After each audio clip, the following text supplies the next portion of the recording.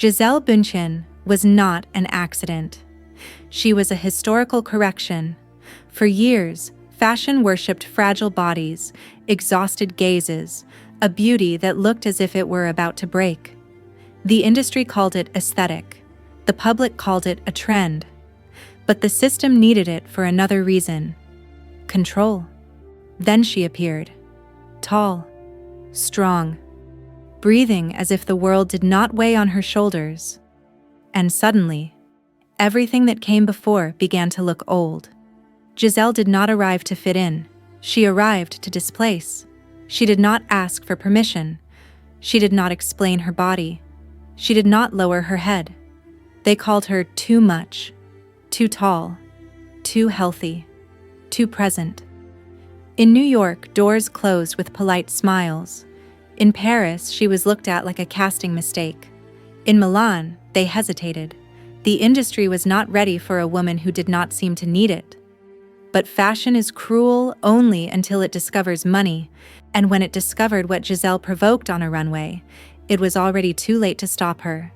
With every step, she buried an era. With every contract, she redefined power. She was not just the highest-paid model in the world. She was the first to prove that beauty could be dominant without apologizing, that the female body could be strong without losing desire, that a woman could control the narrative without destroying herself in the process.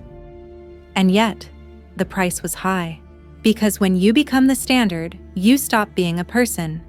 When you embody a global ideal, your life no longer belongs to you.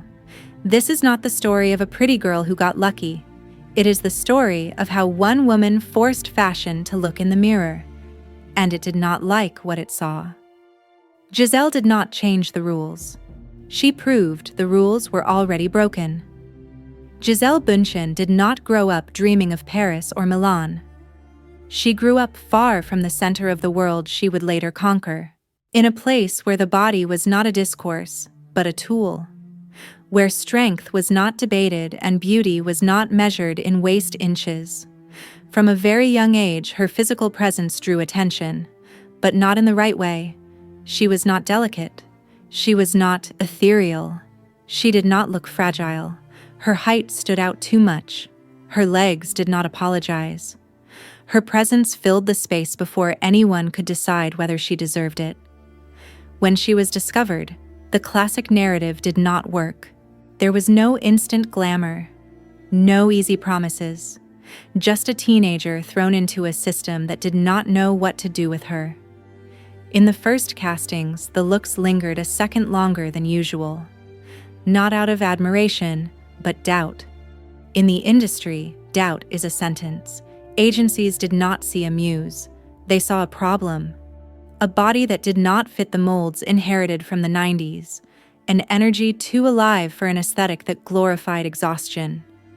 Gisele did not look broken, and at that moment, that was unforgivable. She traveled. She waited. She listened to silences longer than the answers. She learned early that rejection does not always come in harsh words. Sometimes it arrives through polite smiles, through promises that never materialize, through calls that never come. New York was cold, not hostile, worse, indifferent. There she understood that talent is not enough when your existence contradicts what the system desires. But there was something they could not take from her: the way she walked. She did not imitate. She did not perform. She did not beg. Every step was an assertion, every look, an involuntary declaration of independence. And although she did not know it yet, that trait would become her most powerful weapon. While others learned to shrink in order to fit in, she never learned how to make herself smaller, not because she was rebellious, but because she did not know how. And in a world that demands absolute adaptation, that inability becomes a threat. She was not yet a star. She was not yet a symbol. But she was already an anomaly, and anomalies, sooner or later, force the system to decide. Either it destroys them, or it turns them into law. Gisele Bündchen arrived in New York believing the trip was the reward. She quickly understood it was only the test. The city did not receive her with violence. It received her with a cold, mathematical logic. Casting after casting, the same silent verdict. Too tall, too athletic, too much presence for an industry that still worshipped absence. In white studios, under unforgiving lights, her body felt like an involuntary manifesto. There was no fragility to sell, no hunger in the eyes, none of that sense of limit that 90s fashion confused with poetry. For many casting directors, that was an aesthetic problem. For others, a commercial risk. The rejections did not come with humiliation. They came wrapped in soft, almost kind phrases. Not the profile. Maybe later. Interesting, but not now. In fashion, not now usually means never. Meanwhile, she observed, she learned the language of the system, not the spoken one, but the real one, the language of acceptable bodies, of glances that drop when you do not fit, of decisions made before you even enter the room. Many would have given in. They would have lost more weight, changed the way they walked, learned how to disappear a little. But Gisele did not know how to act from lack. She did not know how to perform fragility because she had never lived it as an identity. And that left her out of the game. The days grew long, the apartments small, the money scarce. The idea of returning to Brazil began to hover as a real possibility, not as failure, but as escape. Because there is a point where rejection stops hurting and starts exhausting. And yet, something remained intact. The way she occupied space. Even defeated, she did not look beaten. Even invisible to the system, she was still impossible to ignore when she walked. New York did not break her. It classified her as an error. And errors in rigid systems are not corrected. They are hidden, postponed, pushed outside the frame. But what the city did not understand then was that it was not facing an error.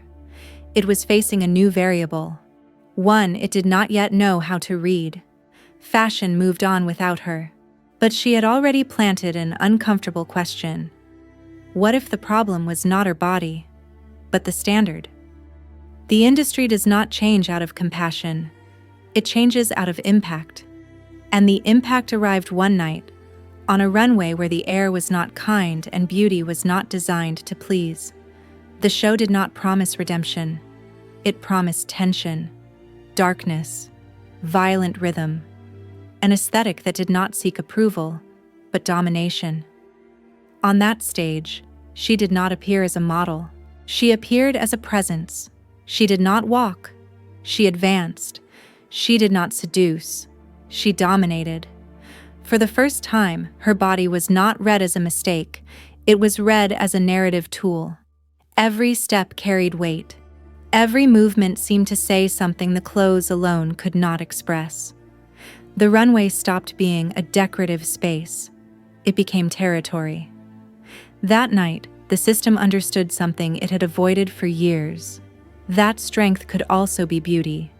That health could be desirable. That a woman did not have to look broken to be fascinating. It was not a lucky casting. It was a collision. After that show, the looks changed, not because they became more generous, but because they became more practical. What had once been too much was now necessary. What had once been a risk was now a competitive advantage. The narrative was rewritten with suspicious speed. The same industry that had rejected her began to call her revolutionary. The same system that doubted her body started using it as a symbol of renewal. But there is a detail that is never said out loud. That moment was not a gift. It was an extreme test. Because when a woman changes the visual language of an industry, she stops belonging to herself. She becomes a message, a reference, an emerging standard. And standards have no right to fragility. From that point on, everything accelerated. The covers, the campaigns, the contracts, the machinery went into motion. What had begun as a silent rejection ended in total adoption. Not out of love, out of necessity. Because fashion had found something it could not ignore without falling behind. That night did not give birth to a star. It gave birth to a new norm. And when a norm is born, someone has to carry its weight. There was no official announcement. There was no elegant farewell. Heroine chic did not die. It was displaced. For years, fashion had glorified fragility as if it were depth. Bodies on the edge of collapse, empty gazes, beauty confused with wear and tear. It was not just an aesthetic. It was an entire narrative about femininity. The smaller, the more desirable, the quieter, the more sophisticated. And then, suddenly, that narrative began to feel uncomfortable. With every one of her appearances, something broke without making noise. Editorials could no longer sustain the same visual discourse without it looking forced. Campaigns began to feel outdated next to a figure that did not ask for compassion, but demanded attention. She did not offer vulnerability as a product. She offered presence. The difference was not only physical, it was symbolic. Heroine chic spoke of escape. She spoke of permanence. Designers noticed first, then editors, then advertisers, and finally, the public. Not because they understood the change, but because they felt it. Something new was happening, and it did not resemble anything that came before. The female body stopped being treated exclusively as a passive canvas. It began to be read as force in motion, not as an object to be observed, but as energy that occupies space. And that deeply altered the relationship between fashion and power. For the first time in a long while, the industry was forced to justify its past choices, to explain why it had confused suffering with art, to accept, even if only implicitly, that it had romanticized self-destruction. She did not make speeches. She did not write manifestos. She did not denounce anything. She simply existed in a different way. And that existence was enough to expose the system's real fragility.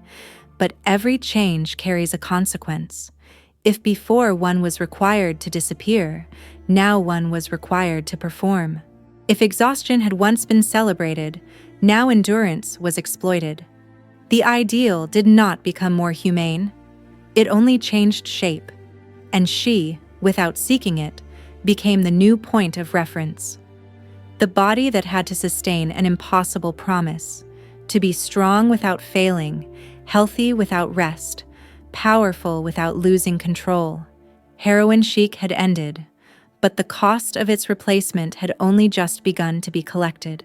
When Gisele Bündchen entered the universe of Victoria's Secret, fashion had already understood her power. What it still did not understand was the scale of the business it was about to unleash. There, the body stopped being just a symbol. It became capital. The runway changed its tone.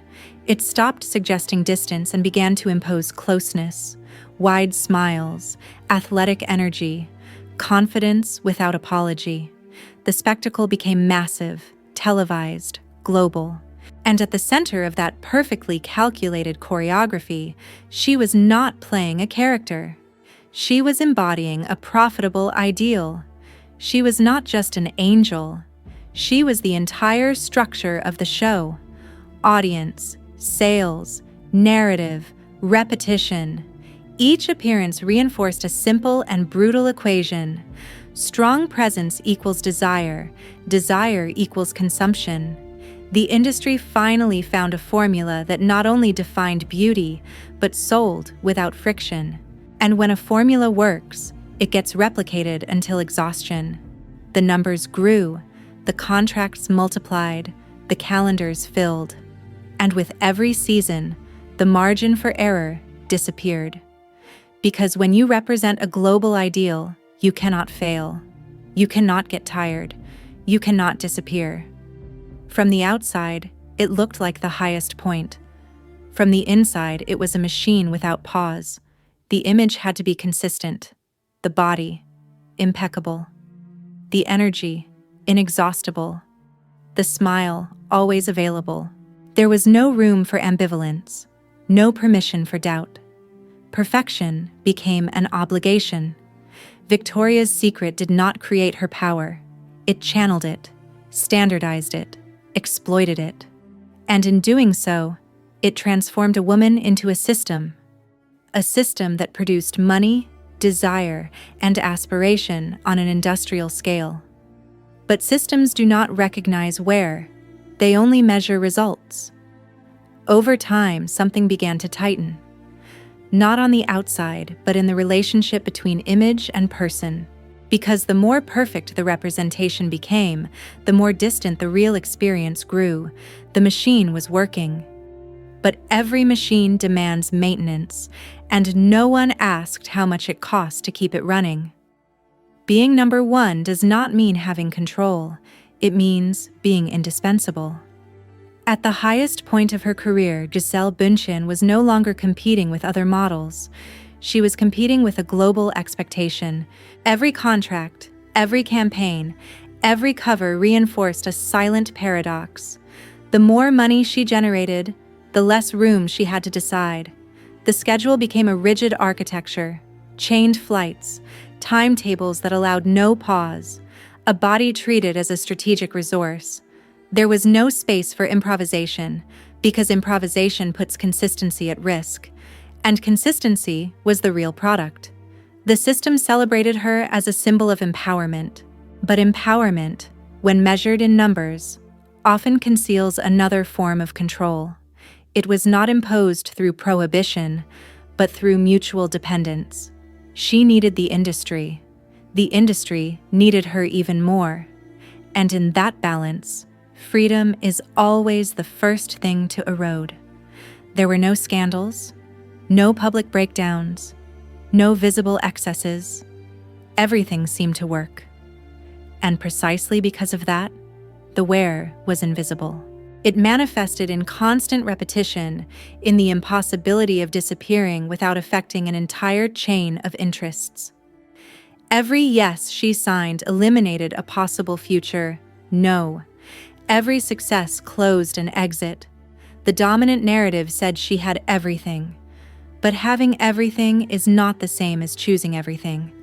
The difference is subtle, but decisive, because choosing implies the ability to renounce. And at that level, renunciation was not a simple option. While the public saw strength, she negotiated limits. While the image projected absolute control, real life was organized around inescapable commitments. The body remained strong, but autonomy began to feel fragile. The price of the summit was not the fall. It was the impossibility of stepping down without consequences. And when a woman understands that her value is tied to her permanence, the question stops being how much more she can earn. The question becomes how much she is willing to lose to recover something essential. There was a moment when the world believed the story was complete. Beauty, success, money, recognition. Only one thing seemed missing to close the circle: a personal life that looked just as perfect. From the outside, the narrative was simple. 2 public figures, 2 impeccable trajectories, 2 disciplines that celebrated excellence. But reality never works like the collective imagination. Because when 2 high-performance systems meet, someone has to give up space. And almost always, it is the woman. For years, the question was not whether she could balance love and career. The real question was different. Who would adjust their life to make that balance possible? Because success is not shared symmetrically when both worlds demand absolute priority. She had learned to negotiate contracts, schedules, external expectations, but no one trains you to negotiate intimate renunciation, to decide which parts of yourself are silenced so the family structure can function. To accept that even the most powerful woman in the system is still evaluated by different standards. There was no public drama, no incendiary statements, only decisions made far from the cameras. Reducing travel, turning down campaigns, choosing presence over expansion. Each choice was read as maturity, as natural evolution, but it also implied a profound redefinition of identity. Because when your value has been measured for decades by visibility, choosing absence is a radical act. Motherhood introduced another dimension. Time stopped being just a resource. It became irrecoverable. And that awareness altered her relationship with the industry irreversibly. It was no longer about how much more she could offer. It was about what she was willing to protect. The system, accustomed to her absolute availability, began to feel the void. And when a central figure reduces her exposure, the myth begins to crack. Not from weakness, but from decision. For the first time, the narrative was not controlled by the market. It was controlled by her. But every choice has consequences. And stepping away from the center is never a neutral gesture. Stepping away was not a retreat. It was a reconfiguration. When Gisele Bündchen reduced her presence on the runways, many interpreted it as the natural closing of a cycle. The industry always prefers to believe it controls endings, but this time, it did not. There was no visible exhaustion, no immediate replacement. There was a strategic, silent decision that was deeply uncomfortable for the system. Because the most difficult kind of power to manage is the one that does not seek attention. Without constant shows or omnipresent campaigns, her image did not fade. It concentrated. It stopped being repetition and became reference. Every selective appearance gained symbolic weight. Every word carried positional value. The volume went down. The influence did not. That was when her voice began to occupy a different space. Not as a publicity gesture, but as a sustained stance, environment, responsible consumption, the relationship between body, health, and system. These were not new topics. What was new was who was articulating them, and from where. The industry knows how to absorb rebellion when it comes with dependence. It does not know what to do when rebellion is born from autonomy. When someone can say no without their world collapsing. When symbolic capital no longer needs constant validation. Her figure stopped functioning as an immediate aspirational ideal. It transformed into an ethical horizon, and that is much harder to domesticate. Because it cannot be bought with a campaign or neutralized with a trend. She did not seek to lead a movement. She did not try to represent anyone. She simply sustained coherence. And in a system built on speed and replacement, coherence is a form of resistance. Fashion moved on, as it always does. New faces, new algorithms, new discourses. But something had changed forever. The idea that a woman could leave the center without disappearing, that she could retain influence without exposure, that she could redefine success without asking permission. That was her most radical gesture, not staying, but leaving without losing herself.